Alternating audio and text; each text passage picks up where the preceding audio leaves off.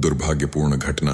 कुछ समय बाद वसुंधरा गंभीर रूप से बीमार हो गई और उसकी मृत्यु हो गई। तीनों युवक शोकाकुल हो गए। पहला युवक अर्जुन ने अपनी संपत्ति का उपयोग करके वसुंधरा का शानदार अंतिम संस्कार करवाया। दूसरा युवक भानु ने अपनी विद्या का सहारा लेकर मंत्रों और यज्ञों के माध्यम से वसुंधरा की आत्मा को शांति देने का प्रयास किया। तीसरा युवक चंद्र ने अपनी जान को जोखिम में डालकर एक तांत्रिक से ऐसा ज्ञान प्राप्त किया जिससे मृत व्यक्ति को जीवित किया जा सकता था। पुनर्जीवन और प्रेम की परीक्षा। तीनों युवकों ने मिलकर वसुंधरा को पुनर्जीवित किया। जब वसुंधरा जीवित हुई तो उसने तीनों युवकों को धन्यवाद दिया और उनसे पूछा, अब बताओ, मेरे लिए तुम में से कौन सबसे योग्य है?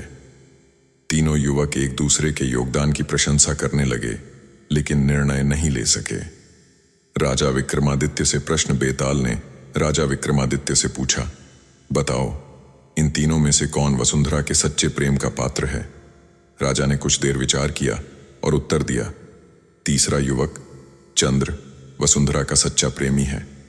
बेताल ने पूछा, क्यों? राजा ने कहा, पहले युवक ने अपनी संपत्ति त्यागी, लेकिन वह धनवान था और उसके लिए संपत्ति केवल साधन थी। दूसरे युवक ने विद्या का त्याग किया, लेकिन वह केवल अपने ज्ञान को प्रदर्शित करना चाहता था। तीसरे युवक ने अपने जीवन को जोखिम में डालकर वसुंधरा को पुनर्जीवित करने का उपाय खोजा। उसका बलिदान निस्वार्थ और सच्चे प्रेम का प्रतीक था, इसलिए वह ही वसुंधरा के प्रेम का सबसे बड़ा हकदार है। राजा का उत्तर सुनकर बेताल हंस पड़ा और बोला, राजा विक्रम, तुमने सही उत्तर दिया, लेकिन अब मैं फिर से भाग रहा हूं। और बेताल शव सहित उड़ गया। इस प्रकार राजा विक्रमादित्य ने एक और बार अपनी बुद्धिमत्ता और न्यायप्रियता का परिचय दिया। नैतिक शिक्षा। सच्चा प्रेम वही है जो निस्वार्थ और बलिदान पर आधारित हो। दूसरों की भलाई के लिए किया गया कार्य ही सच्चे प्रेम का प्रमाण है।